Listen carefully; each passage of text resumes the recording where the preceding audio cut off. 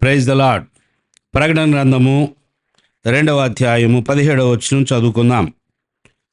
సంగములతో ఆత్మ చెప్పుచున్న మాట చెవిగలవాడు వినుగాక.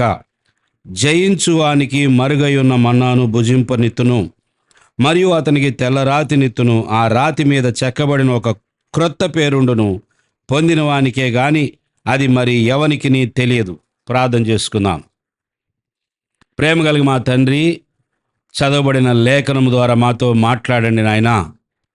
నీ ఆత్మ సహాయముతో లోతైన ఆత్మీయ సత్యాలను మాకు నేర్పించమని, మా ఆత్మీయ జీవితాలను బలపరచమని యేసు నామములో ప్రార్థన చేస్తున్నాను తండ్రి, ఆమెన్.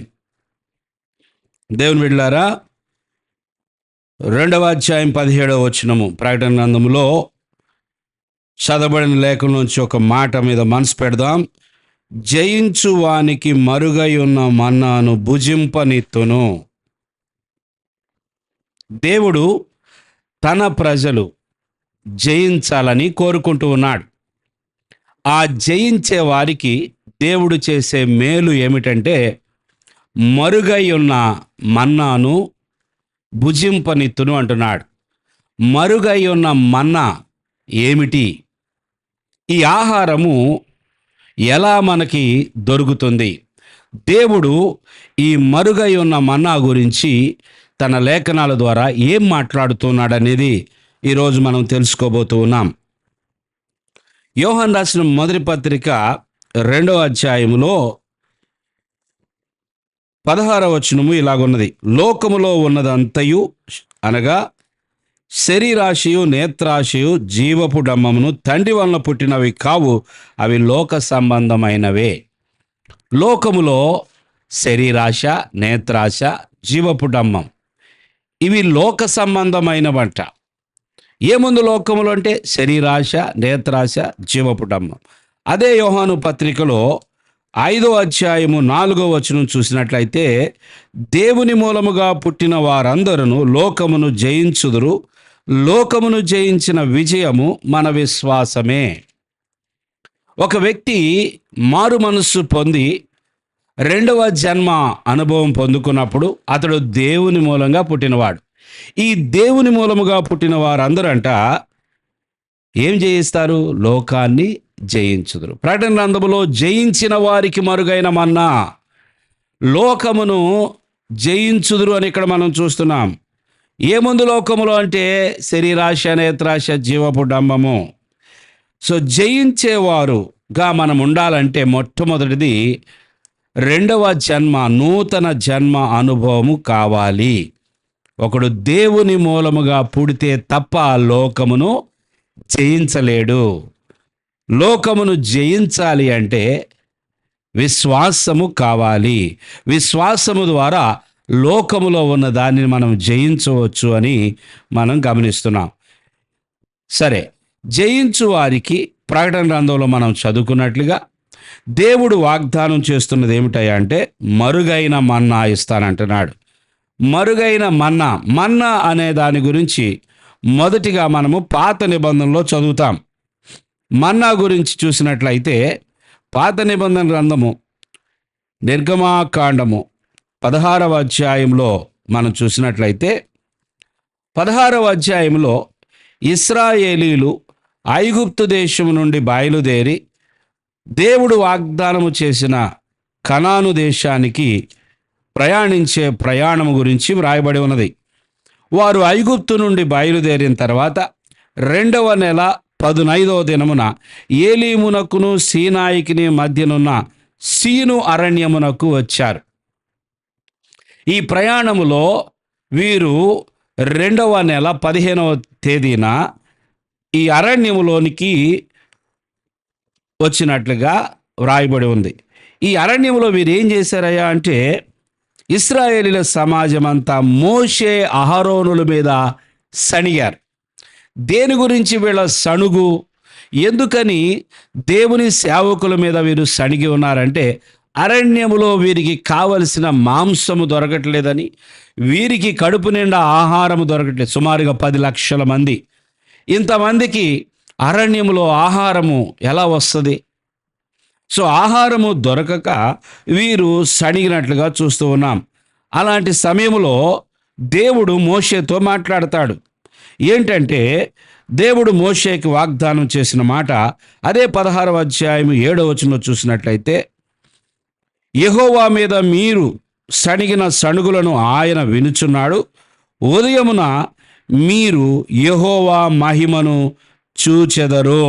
ఇది మోషే ఇశ్రాయేలీలకు చెప్పాడు. ఉదయమున మీరు యెహోవా మహిమను చూచెదరు. వీళ్ళు ఆహారము లేదని సడిగినందుకు దేవుడు చేయబోయే గొప్ప కార్యము గురించి మోషే వారితో మాట్లాడుతూ ఉన్నాడు. దేవుడు ఇశ్రాయేలీలకు ఆహారం ఇవ్వడానికి ఆయన సిద్ధపడ్డాడు. ప్రతి ఉదయమున వారు వారి యొక్క ఆహారము కోసం కష్టపడాల్సిన అవసరం లేదు. వారు ఉదయకాలమున ఎవరి తలుపు వారు తెరిస్తే వారి ఇంటి ఎదుటే ఆహారము దేవుడు పంపిస్తానని వాగ్దానం చేశాడు. సో వారు ఉదయమున ఆహారమును సాయంకాలమున మాంసమును పొందుకొనున్నట్లుగా దేవుడు అద్భుతం చేశాడని ఆ అధ్యాయంలో ఆ కింద వచనాల్లో చూస్తాం. చూడండి 31వ వచనములో, ఇశ్రాయేలీలు దానికి మన్నా అను పేరు పెట్టిరి. కొత్తిమీర గింజ లాంటి సైజులో ఆహారము ప్రతి ఉదయమున ఉచితముగా వీరు నిద్రపోయి లేచిన వెంటనే ఎవరి ఇంటి ఎదురుగా వారికి మంచు కురిసినట్లుగా ఆహారము ఆకాశం నుండి కురిసినట్లుగా మనం చదువుతున్నాం. దానికి వారు ఏమని పేరు పెట్టారంట? మన్నా. దేవుని స్తోత్రం. మన్నా అని పేరు పెట్టి, అది తెల్లని కొత్తిమీర గింజవలే నుండెను. దాని రుచి తేనెతో కలిపిన అపూపముల వలె నుండెను.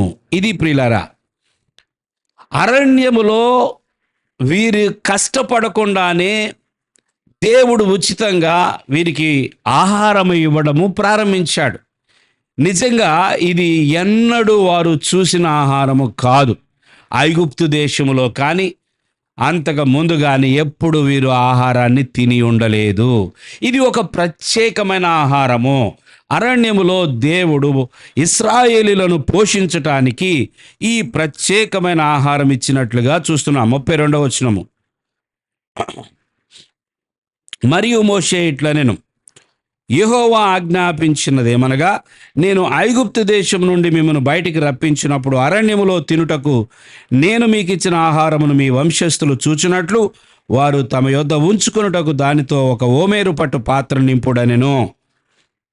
కాబట్టి మోషే అహరోనుతో, నీవు ఒక గిన్నెను తీసుకొని దానిలో ఒక ఓమేరు మన్నాను పోసి మీ వంశస్థులు తమ యొద్ద ఉంచుకొనుటకు యెహోవా సన్నిధిలో దాన్ని ఉంచుమనెను. యెహోవా మోషేకు ఆజ్ఞాపించినట్లు ఉంచబడుటకు సాక్ష్యపు మందసం ఎదుట అహరోను దాన్ని పెట్టెను.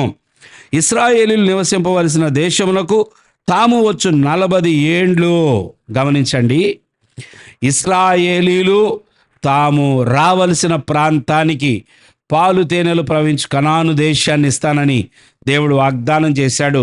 అక్కడికి వచ్చేంత వరకు కూడా 40 ఏండ్లు మన్నానే తినుచుండిరి. వారు కనాను దేశపు పొలిమేరలు చేరు వరకు మన్నాను తినిరి.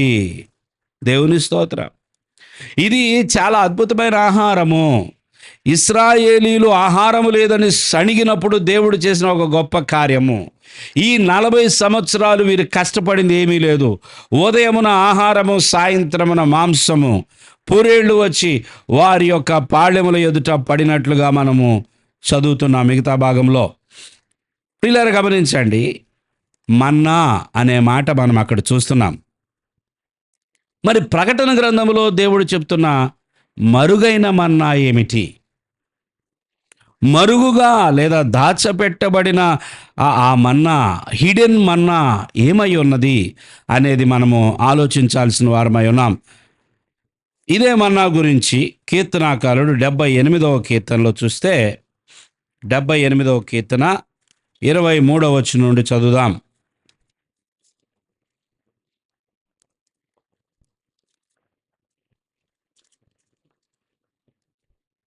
అయినను ఆయన పైనున్న ఆకాశములకు ఆజ్ఞాపించెను, అంతరిక్ష ద్వారములను తెరచెను. దేవుడంట ఇశ్రాయేలీల కోసం పైనున్న ఆకాశమును ఆజ్ఞాపించాడంట. ఆకాశమునకు ఆజ్ఞ ఇచ్చాడు ఆయన. అంతరిక్షములో ఉన్న ద్వారాలను తెరిచాడు. 24వ వచనం, ఆహారమునకై ఆయన వారి మీద మన్నాను కురిపించెను. మనకి వర్షము చూడటం మాత్రమే తెలుసు, ఆహారం ఎప్పుడూ కొరవల. పరిశుద్ధ గ్రంథంలో ఈ అద్భుతం గురించి మనం చూస్తున్నాం. ఇశ్రాయేలీల పట్ల దేవుడు చేసిన ఒక మహిమ కలిగిన కార్యం ఏంటయ్యా అంటే, ఆకాశం నుండి ఆహారం కురిసింది. ఇది ఒక గొప్ప కార్యం. చూడండి, అక్కడ ఆహారమునకై ఆయన వారి మీద మన్నాను కురిపించెను, ఆకాశ ధాన్యము వారికి అనుగ్రహించెను. మనం భూమి నుండి ధాన్యాన్ని పొందుకుంటున్నాం, ఇశ్రాయేలీలు ఆకాశపు ధాన్యాన్ని. మనం భూమిలో పండించినటువంటి ఆ పంట, ఆ ధాన్యమే మనకు తెలుసు. ఇశ్రాయేలీలకైతే ఆకాశ ధాన్యము దేవుడు అనుగ్రహించాడు. 25వ వచనములో, దేవదూతల ఆహారము నరులు భుజించిరి. ఇక్కడ మనకి ఇంకొంచెము లోతుగా అర్థమవుతుంది. ఇది ఆకాశము నుండి కురిసిన ధాన్యము, ఇది దేవదూతల ఆహారం. దేవుని స్తోత్రం. ఇశ్రాయేలీలు ఎవరి ఆహారము తిన్నారంట? దేవదూతలు తినే ఆహారం. దానికి ఏమని పేరు పెట్టారు? మన్నా. ఈ మన్నా దేవదూతల ఆహారముగా భావిస్తూ ఉన్నాం. ఈ ఆకాశము నుండి కురిసిన ధాన్యము, ఇది దేవదూతల ఆహారము, నరులు భుజించిరి. భోజన పదార్థములను ఆయన వారికి సమృద్ధిగా పంపెను. దేవుడు ఎవరయ్యా అంటే, తన ప్రజలను పోషించే దేవుడు. నువ్వు ఆకలితో ఉంటే, నీవు బాధలో ఉంటే చూస్తూ నవ్వుకునేవాడు కాదు. నీ కడుపు నింపేవాడు, నీ ఆకలి తీర్చేవాడు, నిన్ను పోషించే దేవుడై ఉన్నాడు. ఇశ్రాయేలీల విషయంలో దేవుడు ఎంతటి అద్భుతం చేశాడు చూడండి. ఆయన సమృద్ధి అయిన ఆహారం ఇచ్చాడంట, సమృద్ధి అయిన ఆహారము. యోహాను సువార్తలో ఒక మాట చదివి మరలా కీర్తన గ్రంథానికి వద్దాం. యోహాను సువార్తలో 6వ అధ్యాయము 32వ వచనములో యేసు ప్రభు అంటారు కదా, కాబట్టి యేసు పరలోకము నుండి వచ్చు ఆహారము మోషే మీకు ఇయ్యలేదు, నా తండ్రియే పరలోకము నుండి వచ్చు నిజమైన ఆహారము మీకు అనుగ్రహించుచున్నాడు. ఇక్కడ యేసు ప్రభు ఏం మాట్లాడుతూ ఉన్నారు? పరలోకము నుండి వచ్చు ఆహారము మోషే మీకు ఇయ్యలేదు. మరి ఇది ఆకాశము నుండే వచ్చింది కదా.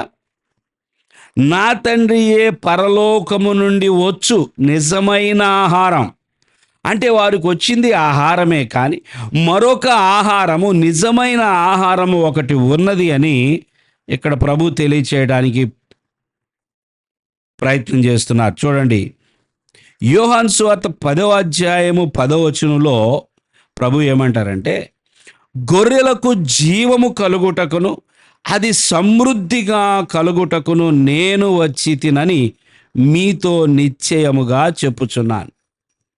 యేసు ప్రభు ఎందుకు వచ్చాడు? గొర్రెలకు జీవమును కలిగించుటకు. అంటే ఆయనను నమ్మిన, ఆయనను వెంబడించే బిడ్డలు ఆయన గొర్రెలు అని ఆయన చెప్తున్నాడు. ఆయన తన గొర్రెలకు జీవము కలుగు చేయుటకు వచ్చాడంట. అది సమృద్ధి జీవం. దేవునికి స్తోత్రం. అది ఏ జీవము?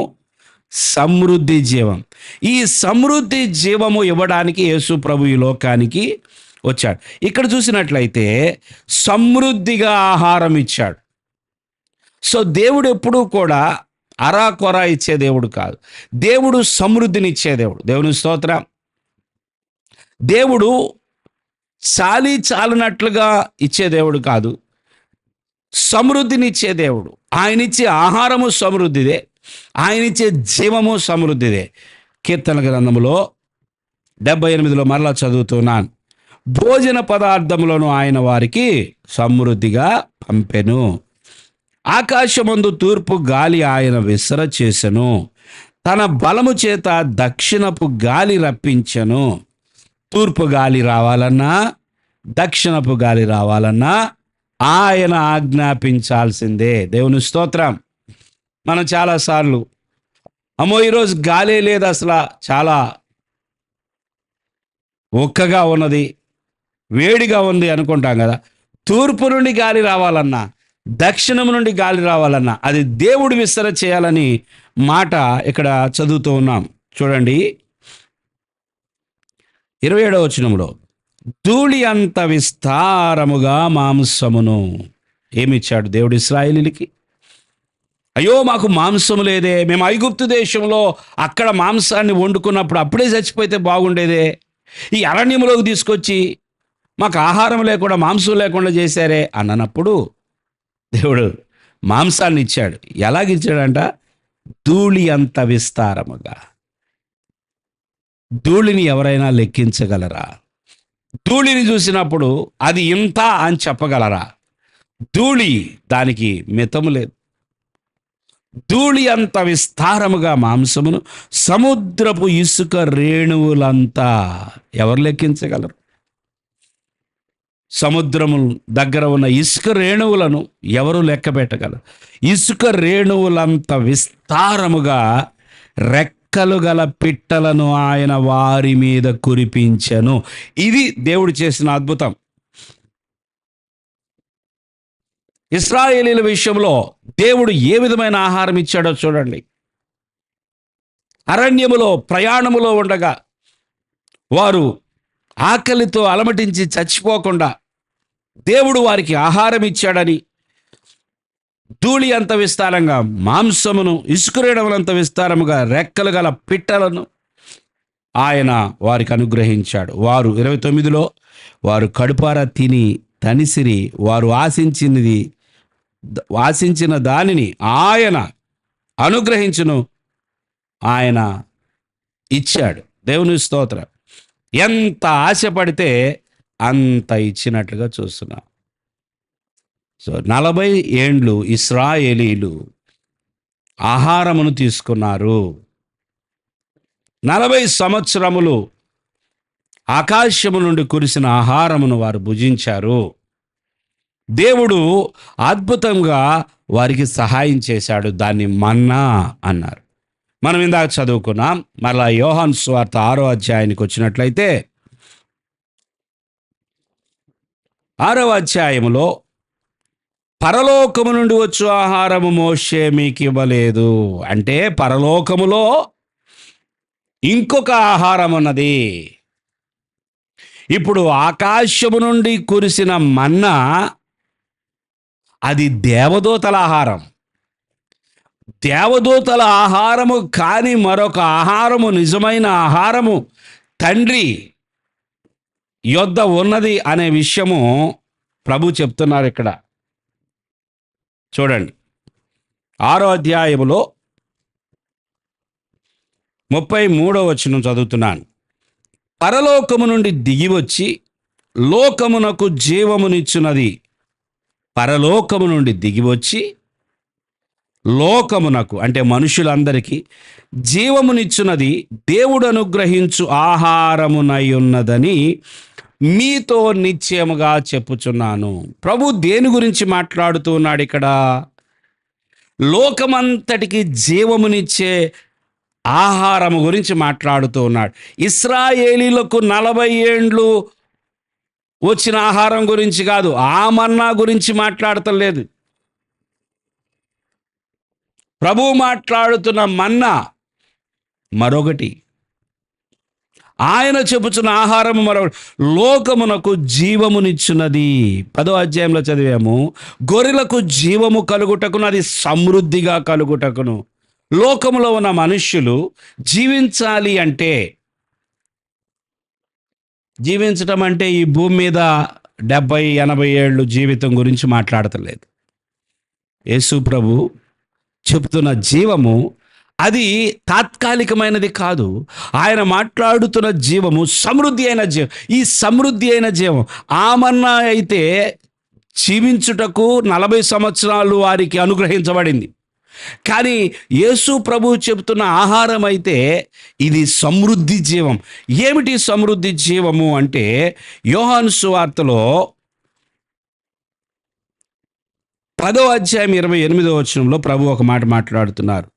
నేను వాటికి నిత్య జీవమునిచ్చుచున్నాను గనుక అవి ఎన్నటికి నశింపవు, ఎవడును వాటిని నా చేతిలో నుండి అపహరింపడు. ఏమిస్తున్నాడు ప్రభు? నిత్య జీవము. జీవము వేరు, నిత్య జీవం వేరు. ఏదో ఈ భూమి మీద కొంతకాలము జీవించుటకు దొరికే ఆహారము వేరు, ఈ భూమిని దాటిన తర్వాత కూడా నిత్యము జీవించే జీవితం కొరకు దొరికే ఆహారం వేరు. ఇప్పుడు యేసు ప్రభు మాట్లాడుతున్న ఆహారము నిత్య జీవ సంబంధమైనది. గమనించండి, ఒక 60-70 ఏళ్ళు లేదా ఒక 80-90 ఏళ్ల వరకు ఆహారము కోసం మనం ఆలోచన చేస్తున్నాము, కానీ దాని తర్వాత ఏంటో మనకు తెలియదు. కానీ ప్రభు చెప్తున్న ఆహారము నిత్య జీవము కొరకైన ఆహారము. అది నిత్యము జీవించుట కొరకు మనుషులకు అది అనుగ్రహించబడుతున్న ఆహారము అని మనం ఇక్కడ గమనించాలి. అది ఎన్నటికి నశింపదు. దేవునికి స్తోత్రం. నిత్య జీవమునిచ్చుచున్నాను గనుక, ఎవరైతే నిత్య జీవమును పొందుకుంటారో వారు ఎన్నటికి నశింపరు. 6వ అధ్యాయానికి వద్దాం. యోహాను సువార్త 6వ అధ్యాయంలో 33 మరలా చదువుతున్నాను. పరలోకము నుండి దిగివచ్చి లోకమునకు జీవమునిచ్చున్నది దేవుడు అనుగ్రహించు ఆహారమై ఉన్నదని మీతో నిశ్చయముగా చెప్పుచున్నాను. 34 కావున వారు, ప్రభువా, ఈ ఆహారము ఎల్లప్పుడూ మాకు అనుగ్రహించుమనిది. అందుకు యేసు వారితో ఇట్లా, నేను జీవాహారమును నేనే.